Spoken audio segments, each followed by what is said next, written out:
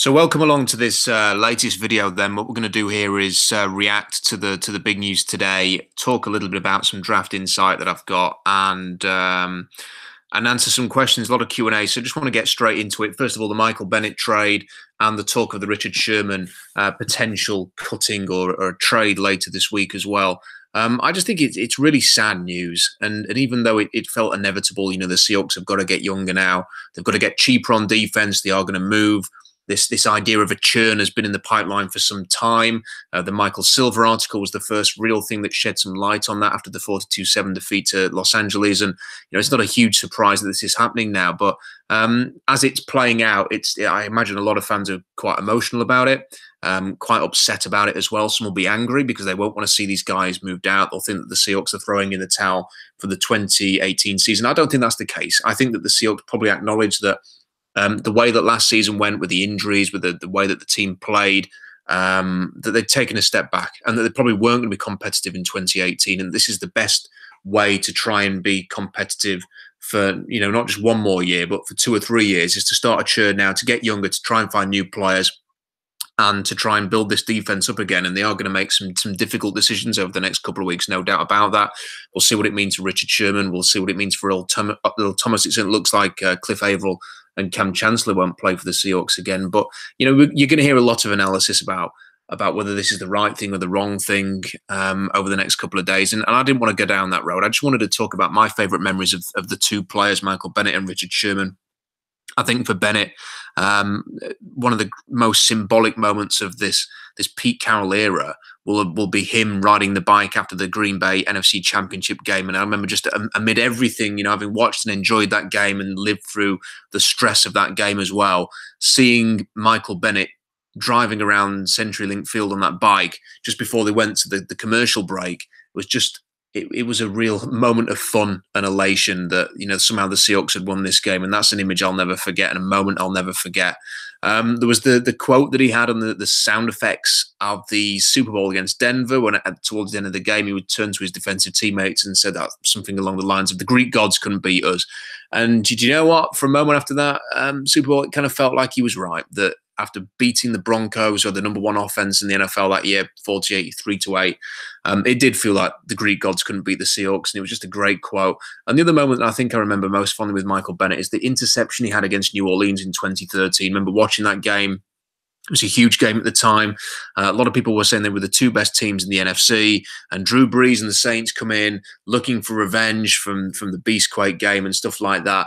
And Michael Bennett got that interception, was it, or a fumble or whatever it was, recovered and ran it in for a touchdown. And immediately at the start of that game, you knew it was going to be the Seahawks game. You knew they were going to win that game. They just got off to such a fast start. And when that went in and they panned around and showed the crowd, I bet CenturyLink, that's probably as loud as it's ever been, possibly, apart from the NFC Championship games.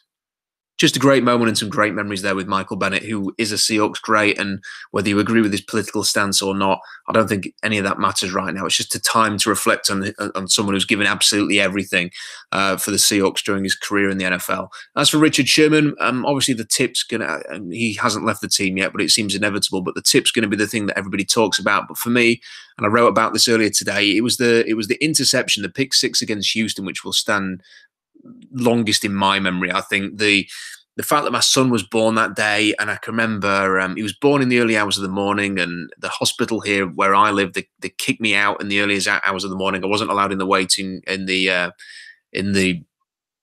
ward where my wife was going to go with the baby, and you know, there's a lot of other mums in there, so we weren't allowed in, and I had to go back in the morning. Spent the whole day with my wife and our son. And then it was kicking out time again at about 7:30. And I was actually sat in the hospital watching the Houston game on my phone. And it wasn't going very well. I can remember that game. I think at halftime there was a considerable deficit for the Seahawks, and it was going a certain way.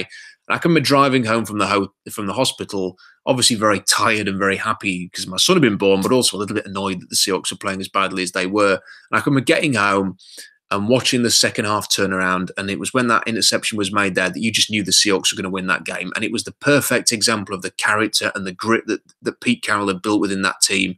And when Sherman got that pick six, the way that he'd studied that and researched that and timed it to perfection, his shoe came off as he was running into the end zone. I can just remember after that moment, and then when Hauschka eventually kicked the winning field goal in overtime, it just suddenly just been so happy about that day, that my son had been born, and then the Seahawks had got a fantastic win, and just thinking this is amazing. And to go and win the Super Bowl that year was especially special for me, with my son being born that year. And I look forward, he's only 4 at the moment, but I look forward to sort of telling him about those moments and this team as well when he's a little bit older. Hopefully he's going to become a Seahawks fan and follow like his dad. But if he does, and I'm assuming he is going to, because he kind of hasn't got a choice in the matter, that we're going to spend a lot of time talking about Richard Sherman and Michael Bennett and Earl Thomas and the Legion of Boom and this amazing, legendary defense that, we're never going to see a group like this again, not just in Seattle, but probably in the NFL.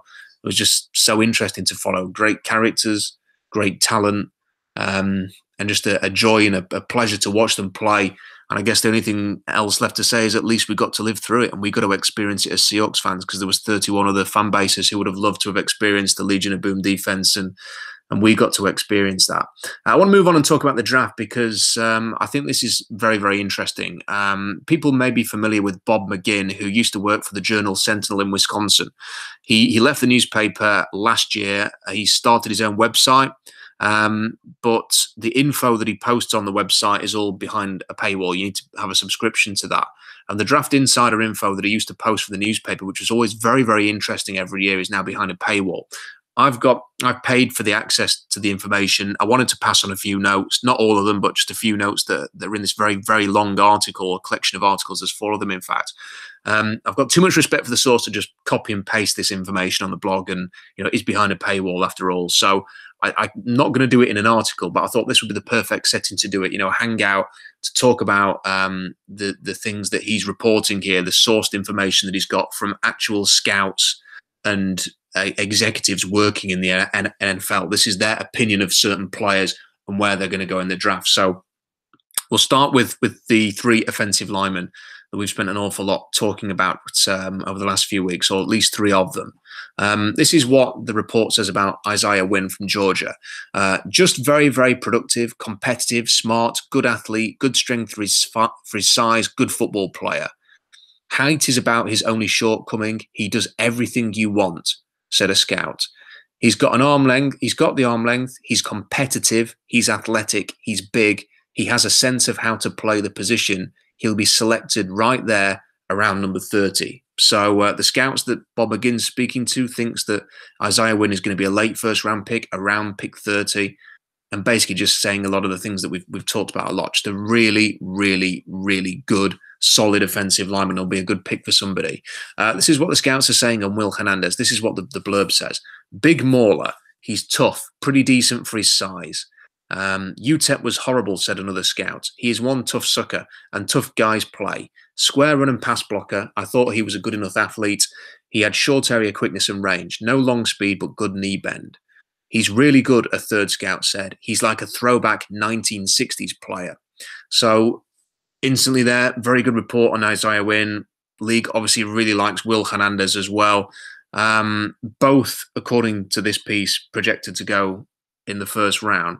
And this was the interesting one. This was perhaps the most interesting bit of information.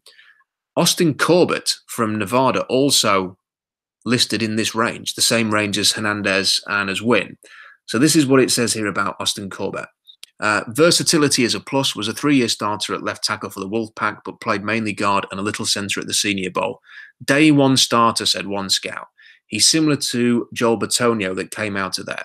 He doesn't look like he should be a left tackle, but just a very, very, very productive, competitive, smart, good athlete.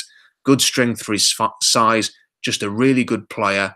First round. So one of the scouts that Bob McGinn has been speaking to thinks that Austin Corbett's going to go in the first round. He's a player that a few weeks ago, Tony Pauline linked to the Seahawks and said that they were spending a lot of time with him, were interested in him. At the time, it was kind of suggested he might be a mid-round pick. His stock has gradually improved to the point where people were talking about him as a second rounder. And here we have a scout directly quoting him as a possible first-round pick. Another scout saying about Corbett, strength, tenacity, finish, good drive as a run blocker and quick to the second level, good edge setter, slide and mirror, but some problems reacting back inside as a pass blocker. Corbett had a really good Senior Bowl. He's not the most explosive tester in terms of the combine, but seemed to do generally okay. Ran a 5.15 in the 40. According to this report from Bob McGinn, he's got a 27 in the Wonderlic if you pay attention to stuff like that. But it's really interesting that McGinn's sources are essentially saying that those three players will go in about the top 40 or so picks. That Corbett, Wynn, Hernandez are going to go early. Frank Ragnow, the offensive lineman from Arkansas, is also listed in that group. So is Nick Chubb, Darius Geis, and Sony Michel. So, if you're thinking that Nick Chubb's going to be there in round 3 or 4, it probably isn't based on what Bob McGinn's saying, but neither is going to be Austin Corbett and some of these other guys as well, like Ragnow, not going to last very long.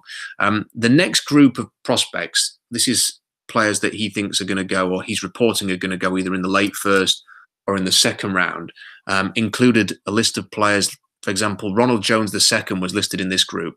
This is what the scout says about Ronald Jones II. He's got toughness and can run inside the tackles. He's got speed to run outside. He can catch the ball on third down. The question is, can he blitz pick up? Another scout says he's quick and explosive, runs hard inside and outside. Only thing I didn't like was his size. So again, a very, very positive report there on Ronald Jones II. I'll tell you that all of these reports are not positive. Some of them are very critical of the players that they're talking about.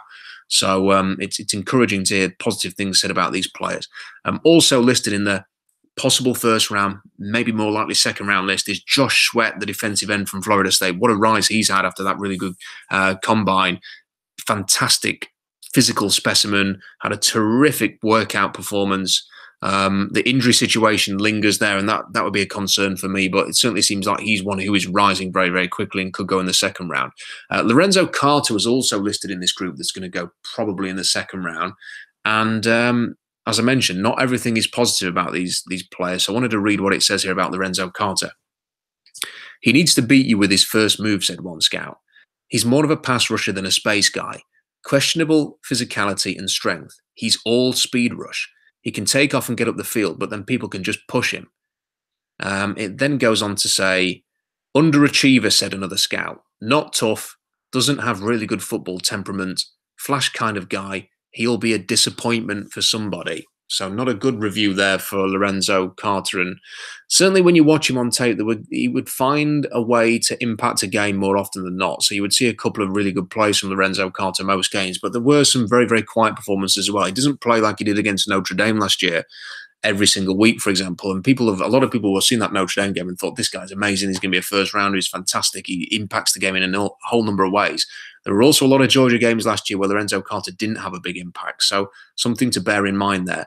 Some other players who were listed on this potential first, but more likely second round list were Andrew Brown of Virginia. And there was a surprising name to see on that list. He's somebody who was, as a former 5-star recruit, didn't necessarily live up to expectations in college, but I thought had a really good Senior Bowl game and workouts. Stood out and looked really good. Did pretty well at the combine as well. Has been projected generally as a day 3 pick, but here we are, and completely out of the blue, Bob McGinn and his sources suggesting that he could be a second round pick here. So that's something to monitor as well. Other players on the list were likes of Royce Freeman and Rashad Penny. But here's another interesting thing. No Kerryon Johnson listed. And this was in the whole of the piece. And this was a piece listing the top 60 players in the draft. And Kerryon Johnson was not listed. And that goes on top of Daniel Jeremiah dropping him out of his top 50 earlier today when Daniel Jeremiah posted that. So maybe the league's not quite as high on Kerryon Johnson as a lot of us thought. I mean, if you could get Kerryon Johnson in the late second round or even the third round, I think it would be an amazing steal. I think he's really, really good and can really lead a running game and an offense there. Has got an upright running style that could lead to injuries, but I just thought he was fantastic in 2017 with Auburn, and I'll be very surprised if he drops that far. But I'm just saying, there's a couple of sources there. Bob McGinn with his sources here, and Daniel Jeremiah not listing him in the top 50 or 60 players, which is something to bear in mind. On to the Q&A then. Lots of questions to get through here, so I'm going to try and get through as many as possible. The first one is from Rob, but not that Rob, though, as he names himself on the blog. With wide receiver being down this year in the draft, do you see the Hawks rolling with what they have currently on the roster, making a play in free agency, or using a low-round pick on a receiver? Well, I think that they're going to have to a little bit work with what they've got. They've still got Tyler Lockett, still got Doug Baldwin, still got Mara Darbo, still got Moore. So there are some players there that they can can go along with. They do need to add to it though. So I think what's going to happen is I think we will see a later pick, probably early day 3 pick spent on a receiver. They've used round 4 as a range for receivers in the past. And I think they've generally gone for players who run a 4.4 or faster. I mean, they've just traded for a receiver who ran a 4.37. So I think you're going to be looking at receivers who run a 4.4 or faster, and you would imagine with some size, because that's the one thing they're missing at the moment. So I think Equinemius St. Brown at Notre Dame could be an option, and I think Marcus Valding-Scantling could be an option as well. Both ran very fast at the combine, both bigger bodies, 6'4", little lean, could do that in some weight, but some speed there and some size. Possibly could consider just a big body like Auden Tate as well. Maybe I think there's some comparisons there to Big Mike Williams when they had him in 2010 and 2011. Not fast. He's not going to run away from anybody, but might be able to box people out in the red zone and provide an option there. And in terms of free agency, I do see some moves being made. It's a decent looking free agent group. And I think someone like Marquise Lee coming in, very competitive, would fit into that sort of Seahawks style. So I could see someone like Marquise Lee coming into the team as well. Patrick says, now that we have arm length for defensive linemen and cornerbacks, are there any previously under the radar players you would suggest watching? And he also says, Durham Smythe had a lot of buzz after the Senior Bowl, but that seems to have cooled after a somewhat uninspiring combine. Thoughts on what range he'll be drafted? In terms of the cornerbacks and the arm length and stuff like that, the information we've got is really interesting because it enables you to pinpoint certain players to focus on them rather than others. There is a cornerback that I've stumbled across, and I'm going to write a piece tomorrow which focuses a lot on him.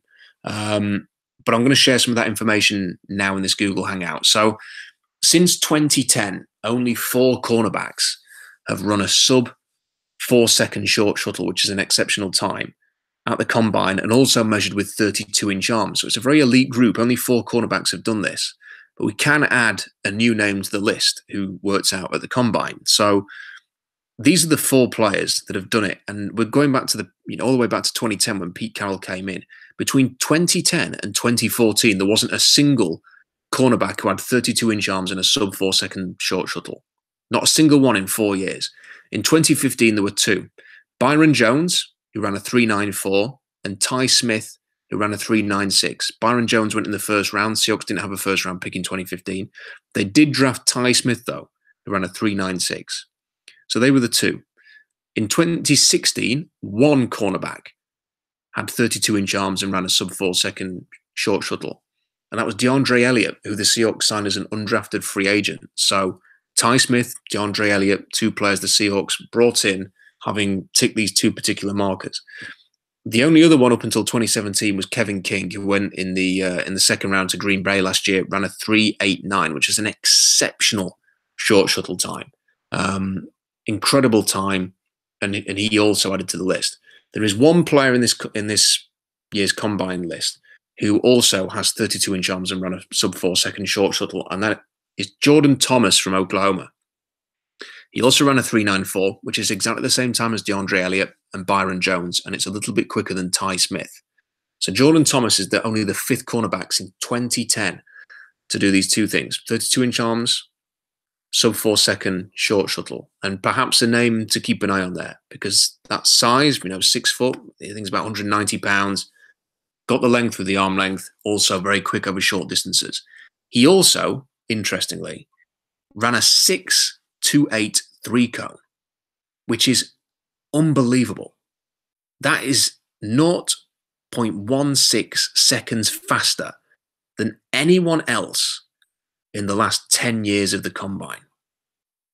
So I went around and had a look at the list of players who've actually managed to do this. Run a 3-cone as fast as this. Jordan Thomas is 6.28. The next fastest, Buster Skrine, in 2011, 7 years ago, 6.44.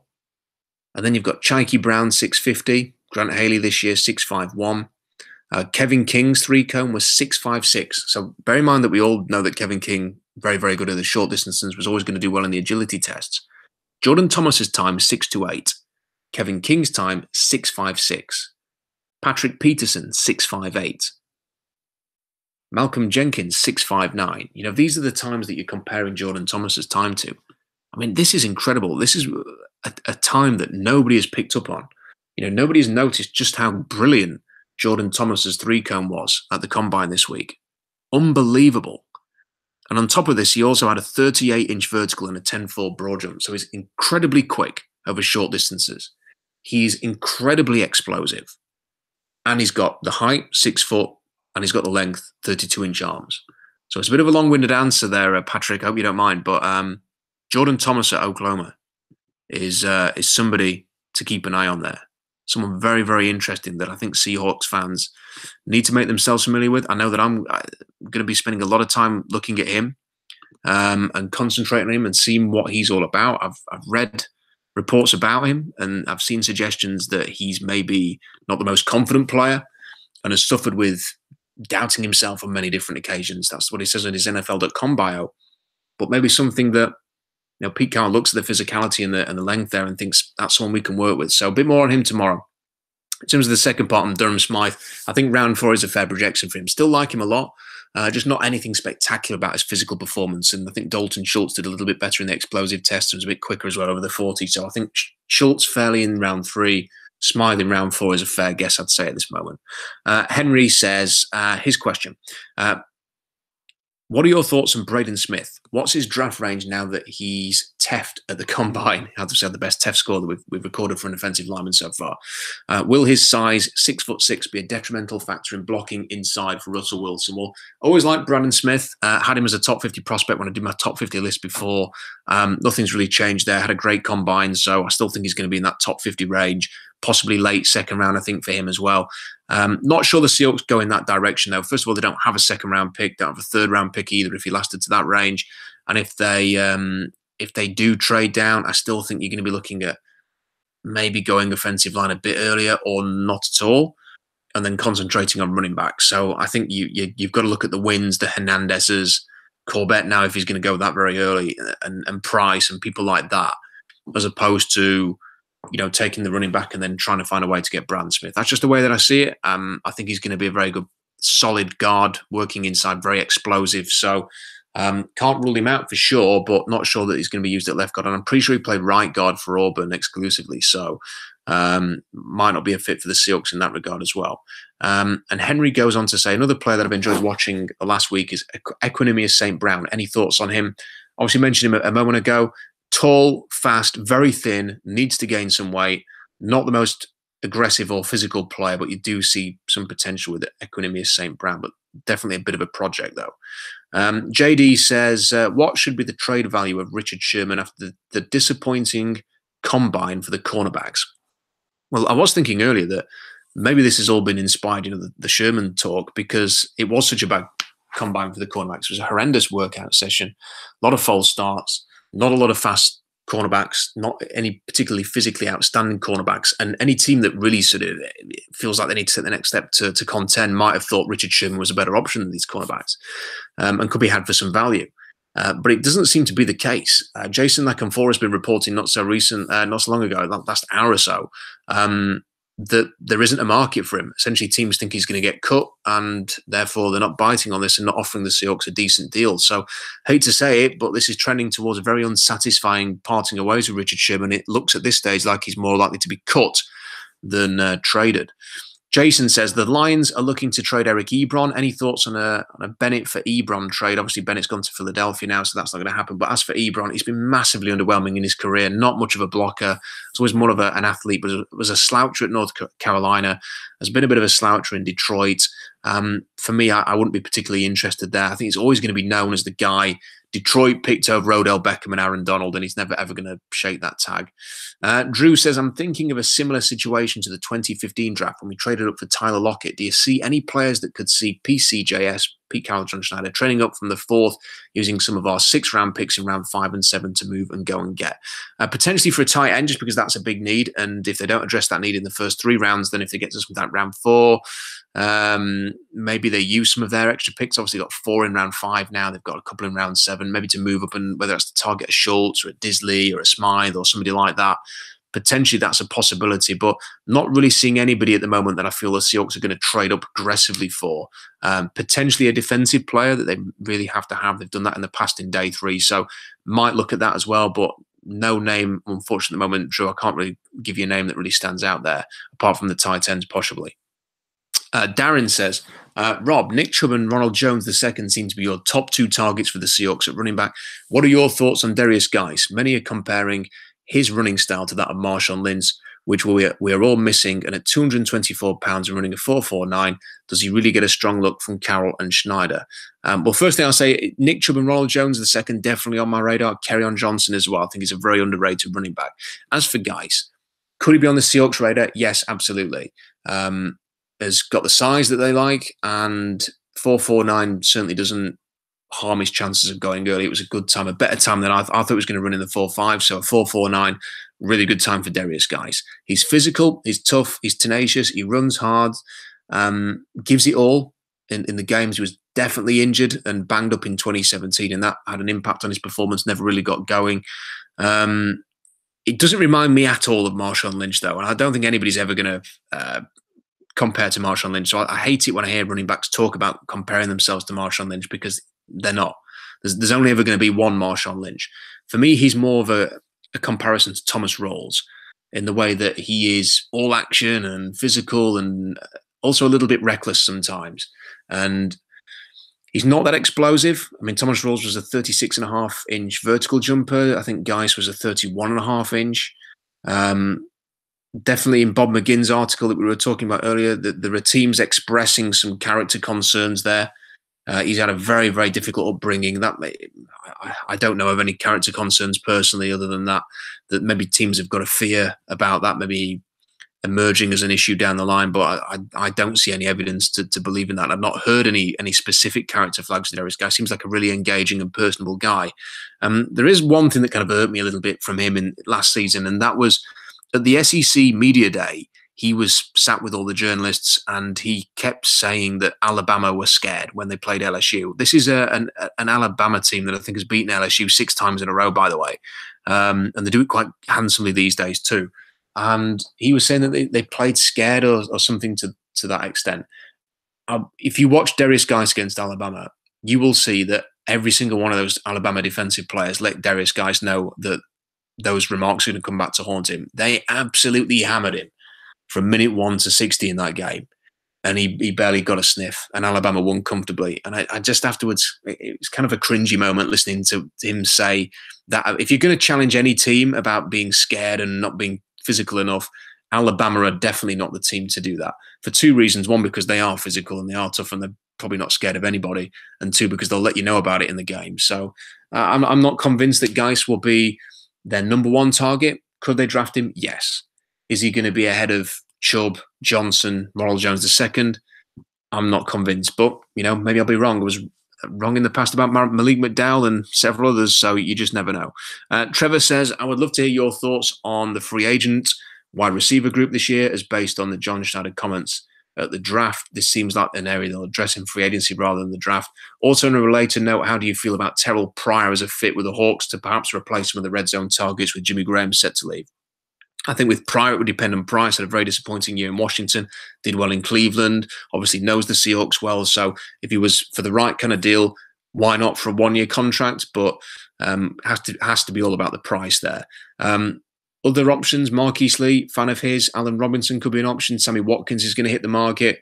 Maybe even someone like Michael Floyd, who's just a big body, who could be an option in the red zone there. There are definitely some options in the free agency group. So yeah, I do see this being an option. He goes on to say, does Trevor, also Rob, given the lack of talent in this year's tight end draft class, what are your thoughts on tight end free agent group, in particular Austin Seferian-Jenkins, Trey Burton and Levine Toilolo, or would you prefer they resign Luke Wilson? Well, I think I'd want value for many of the 3 names you've given there. Not opposed to them at all, but Seferian-Jenkins might be expensive. I think he's already turned down $8 million, which is maybe even more than that. I think it's sort of $4 or $5 million a year from the Jets. He's turned that down. I wonder if Burton's going to get overpaid as well off the back of Philadelphia playing so well. The Eagles do a really good job of featuring their tight ends in the passing game, a lot better than the Seahawks have done, for example. So Burton might be a benefactor of that, and I'm not sure whether he's going to repeat that success at a team that is not running the Eagles' offense, essentially. Toilolo might be able to provide some stability at the position, might come at a decent price, isn't going to cost a comp pick because he's been cut by the Falcons, so he could be of some interest there maybe. Not against re-signing Luke Wilson and then adding a rookie like a Dalton Schultz or Durham Smythe or a Will Disley who can block. But I can see them also maybe looking at someone like Virgil Green or a Niles Paul type coming in, a veteran blocker who's predominantly going to come in and run block.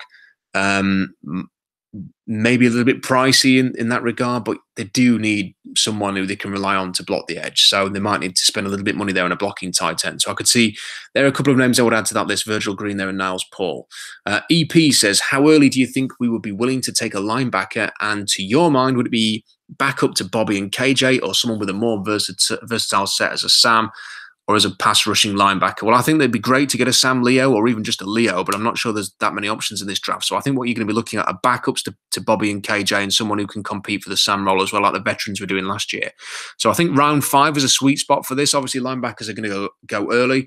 Then there's going to be a bit of a gap, and then we're going to see them go again. And I think some guys to keep an eye out for are guys who have played multiple positions, have got some versatility, have got good short shuttle times. That's important for linebackers, and are also really good on special teams, because if they're going to be backups essentially or competing for the Sam, they've got to be special team stands out. So these are the names. Fred Warner, BYU, team captain, special teamer last year. Oren Burks, Vanderbilt, has played a number of different positions, special teamer. Dorian O'Daniel collects scores on special teams. Had a fantastic short shuttle, could see all those 3 guys being options. And obviously, Shaquem Griffin also has got to be an option in there as well. Could be a really good special teamer. Could be someone who could be a situational linebacker. We're going to come on to him again in a moment. Nick Hansen says, one of my favorite prospects this year is Tim Settle. Any chance Seattle goes after him in this draft? Also a big fan of Tim Settle, as regulars will know on the blog. I think he's going to go in the first round at some point, though, and I think that'll be too early for the Seahawks. Don't think they're going to go in that go for that position early in round 1 this year as a big defensive tackle. I think they'll look for options elsewhere there. C-Mode says, the front office seems to be looking to recapture the magic of their fast rise to the top. We know they have a proven winning formula and are going to do everything they can to get back to it. What's your personal biggest reason for doubt and biggest reason for hope when you look at the Hawks moving forward? And how do you think the process might look different now that this time around we've got a proven veteran, still growing quarterback to lean on and build around? So my personal biggest reason for doubt has been the poor decisions they've started to make in many different ways, sort of chasing trades to try and squeeze in one last Super Bowl with this group. Did they really need to go all in and try and cover? I mean, this is the thing. So George Fant gets injured, then go and spend a lot of draft picks and stock and money to go and get Dwayne Brown. That one was understandable. The Malik McDowell pick, I was never a big fan of in the first place, because I thought there was some concerns there with him, and we talked about that before the draft. They go and make the pick, and then you say, okay, right, look, they're trying to get Calais Campbell type player. You can understand it. You can understand the thinking. Hopefully it works out. We'll give him a chance. And then when it doesn't, it looks like a mistake. And then they try to cover that mistake by going and getting Sheldon Richardson. I had no issue with the trade at the time, but when we sit here in hindsight, it looks like they've tried to cover the mistake with Malik McDowell by then going and getting Sheldon Richardson. And now they're hoping that either they get a deal done to keep him, or they hope somebody else pays him enough to get a 3rd-round comp pick. And I think it's that kind of just ill-judged moves, which they've led to mistakes, which they've then had to cover up. Ill-judged contract extensions, giving veterans 3rd-year contracts. That's a reason for doubt there. Again, the judgment not quite right. Bad draft picks. The McDowell one stands out again. Not the only one, unfortunately, in recent time. They've not been able to hit in the later rounds as well. So there's some of my concerns that I have. The biggest reasons for hope, the fact that they still seem determined to fix the running game and get that right. I think it's so important for a team that's going to win to have a really productive running game, and Carroll and Schneider seem determined to get that right. And also the fact that these are 2 guys that have built a winning team before. These are still the 2 guys that drafted Russell Wilson and Richard Sherman and Cam Chancellor and KJ Wright and Bobby Wagner and Bruce Irvin and anybody else you want to list, and found Doug Baldwin. So, they've got chops there. They've got a proven track record. So that's my biggest reason for hope as well, that they can do it again. As for the second part, it really helps that you can be competitive when you've got a franchise quarterback, and the Seahawks will be really competitive as long as they have Russell Wilson and Bobby Wagner. They will be competitive as a team while they've got those 2 players.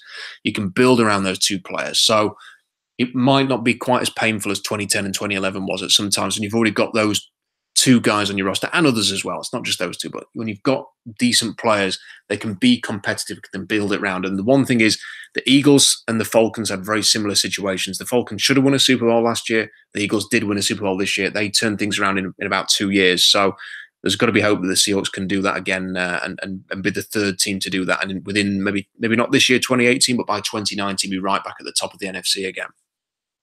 A couple more for now. Mark says, any educated guesses at the Hawks Whiskey Tango Foxtrot picks for 2018? The out of left field head scratchers they seem to make every year. Well, at the moment, no. Mark, no real indication of that. I guess for some people on Seahawks Twitter, drafting a running back with the first pick, whether that's late first or early second, would be a WTF moment, if you want to call it that. But no real idea and who would be that kind of a pick at the moment. As I said, a running back will be a surprise for some. No freaking clue has got a question here. Many of us have expressed an interest in a trade down out of number 18 in order to recoup something in the second or third round. However, you've also said that the real value in this draft arguably lies in those very rounds where we have no picks. If other teams see the same relative lack of value in the bottom part of round one, then Pete and John may discover they aren't getting a good enough offer to trade out of 118. If that scenario comes to pass and all of Wynn, Chubb and Ronald Jones are still on the board, who do we pick with the first pick? Well, I would look at it this way. There's nearly always a deal.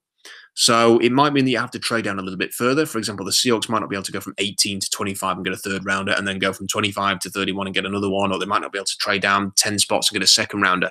It might be that they trade very similarly to Dallas trading down from number 18 to number 31 in 2013. The Niners moved up to get Eric Reed. They might only get a third round pick to move to 31, 32, 33. That might be all that they get. But that might still be a bonus, because then you're still picking in a value range. You're still picking at the end of the first, the top of the second, and you're picking in the third round as well. So in particular, if they moved, let's just say, from 18 to 33, which is the Cleveland Browns pick, the Browns have got a lot of stock. They've got 3 second rounders, I think it is. So if they move from 33 to 18, you get the 33 pick. You also get the first or second pick, whatever it is, at the start of round 3. So that third round pick's not even a later round pick. It's a very, very early third round pick. So you might have to take a hit on trading down a long way to the very top of the second round. But the pick you get in round 3 in return is going to be a very early pick. And that might be something the Seahawks look to do there. And that would be fair. And yeah, you know what? A team like the Browns might be willing to give up a third round pick to pick 3 times in the top 20 and also pick 2 more times in the second round as well. They might be willing to consider that. So something to keep an eye on there. Del Trey says, Rob, what do you think the Hawks, or who do you think the Hawks might go after a big wideout to replace Jimmy Graham? Cortland Sutton, Chark, Equanimous St. Brown, or Jaleel Scott, who I think is perfect to replace Richardson's crazy catches. I have problems with Chark catching with his body, but the other 3 all seem like options, especially considering our new offensive coordinator. Do think they need a big body. Think it has to come in a certain range. Sutton's probably going to go too early. Chark likely too early as well. St. Brown and Auden Tate maybe in range. I think, yep, Jaleel Scott's another option as well. A little bit, I thought it was a bit underwhelming at the Senior Bowl, and he's a flash player and he obviously makes some big plays. Whether he can do it consistently or not, and whether he can do it early in his career, I think he's the kind of player probably needs a redshirt year. Remains to be seen, and that might be why they go into free agency to get a receiver, someone who already knows an NFL route tree, for example. I think they're going to need someone to come in and replace Richardson, and they've already brought in one receiver. He could do that, but maybe they go out and get another veteran there as well. But yeah, I think in day 3, you're going to be talking about, your Simi Cobbs, your Jaleel Scott, your Auden Tate, your Equanimous St. Brown, people like that could be an option for the Seahawks. James P says, whilst wide receiver isn't a massive need, we will need someone to help replace Graham's red zone production. Luckily, whilst this isn't a great year for wide receivers, it does seem to be blessed with guys over 6'4". Who do you like as a day 3 pick? I think we've kind of touched on this now. Auden Tate and St. Brown, Simi Cobbs, Jaleel Scott, people like that. I also, hopefully, the running backs will take some of the production away from Jimmy Graham's red zone. Remember, the running backs scored 1 touchdown between them last year. So hopefully, and that was J.D. McKissic. So hopefully the running backs can score a few more touchdowns, and that'll make up for Graham's production there. And Legend, the last question for tonight. Rob, was hoping the Seahawks would take a flyer on Shaquem Griffin. He seems to be a decent player, regardless of his hand, and seems to have a good backstory to go along with being Shaquille's brother. It seems like his stock is on the rise, however, after the combine. Do you think the Seahawks would have interest in him, or has he priced himself out of their price range? He possibly has. I think if he was there on day 3, then definitely the Seahawks have been thinking of bringing him in, and he may still be in that range, and they may still draft him. I think he's probably in the round 3, round 4 range now, given the way that he ran. Lots of teams are going to be interested in him. Obviously, a fantastic story. He's the grittiest player in the draft, and we're going to talk about him a lot between now and April. There are some, as we've talked about before, there is some perspective, some realism that is needed. He does struggle to set against the run, and that's always going to be an issue for him, sadly, which means he's probably not going to be an every down linebacker. Wouldn't completely rule that out, by the way. I mean, he could do it. He's proven a lot of people wrong in the past. Could imagine him doing it. But just something you've got to remember, that might keep him off the field in certain early down and distance situations. I think he's going to be an impact linebacker, situational linebacker. He can blitz, does a very good job blitzing, was fantastic blitzing for UCF. He's a great spine, he's got the range there. He can cover. He's probably going to be a great special teams player, and that for me is worth a pick in the late 3rd round and early 4th round type of range. So if the Seahawks can get him, fantastic. But you're right as well in suggesting that maybe there's a chance that he's just going to go a little bit too early for them. Okay, we covered a lot of ground there. Hopefully that was interesting for you. If you like the videos, let me know about it in the comment section if you want me to keep doing these. If you're on YouTube, press the little thumb thing. It gives you the like, and hopefully more people will sort of Seahawks fans out there who maybe don't follow the blog will find these videos and will listen in and can join in and be part of the community as well. Got some big things coming up over the next 2 days. Some details behind the numbers on the combine that we haven't really got into yet, which is going to come up on Thursday, unless there's like another big trade that we have to get into. And then on Friday, going to do a 7-round Seahawks mock draft, which should be really interesting. So lots to look forward to. Free agency next week as well. So stay with Seahawks Draft Blog. Thank you to everybody who contributes in the comment section. Had some really nice messages as well during the combine coverage and since. So really appreciate all of that. Also appreciate everybody who supports the blog on Patreon. And stay tuned. We'll have another video soon and lots more to come over the next few days on the blog.